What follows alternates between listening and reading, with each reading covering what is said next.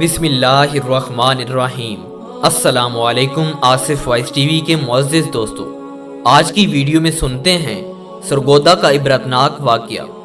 ایک محلے کی مسجد میں ایک جماعت ٹھہری ہوئی تھی۔ جماعت کے کچھ ساتھی محلے میں گشت کر رہے تھے۔ انہوں نے دیکھا کہ ایک گھر سے مرد اور خواتین حضرات خوف کے مارے جلدی سے نکل رہے ہیں۔ دریافت کرنے پر معلوم ہوا کہ اس گھر میں ایک آدمی فوت ہو چکا تھا۔ اسی وجہ سے ان کے تمام رشتہ دار اکٹھے تھے۔ محترم دوستو، ابھی مردے کو غسل دینے کی تیاری ہو رہی تھی کہ کہیں سے ایک بہت بڑا سانپ نکل آیا۔ اس نے میت کو اپنی لپیٹ میں لے لیا، جس کی وجہ سے میت کے گھر والے اس گھر سے بھاگ رہے تھے۔ جماعت کے کچھ ساتھی اس گھر کے اندر گئے تو واقعی ایک بہت بڑے سانپ نے میت کو اپنی لپیٹ میں لیا ہوا تھا۔ جماعت والوں نے میت کے گھر والوں کو بتایا کہ یہ کوئی سانپ نہیں بلکہ اس کے اپنے اعمال کا وبال ہے۔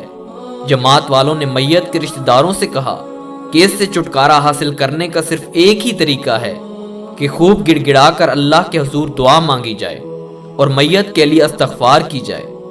محترم دوستو، میت کے رشتہ دار اتنے خوف زدہ ہو چکے تھے کہ وہ میت کے قریب جانے سے انکار کر رہے تھے۔ تو پھر جماعت والوں نے خود استغفار اور ذکر و اذکار کا اہتمام کیا۔ جب کچھ ہی دیر استغفار اور ذکر و اذکار کیا گیا تو فوراً سانپ غائب ہو گیا۔ محترم دوستو، چنانچہ میت کو غسل دیا گیا اور کفن بھی پہنایا گیا۔ جب میت کو گھر سے اٹھا کر قبرستان کی طرف لے جایا گیا اور جب قبر کے پاس پہنچ کر میت کو رکھا گیا تو دیکھا گیا کہ قبر میں ایک بہت بڑا سانپ موجود ہے، جو سانپ قبر کھودتے وقت وہاں موجود نہ تھا۔ بڑی مشکل سے میت کو قبر میں اتارا گیا۔ محترم دوستو، جیسے ہی میت کو قبر کے حوالے کیا گیا تو فوراً سانپ نے میت کو اپنی لپیٹ میں لے لیا۔ چنانچہ وہ لوگ جلدی سے قبر کو بند کر کے واپس چلے گئے۔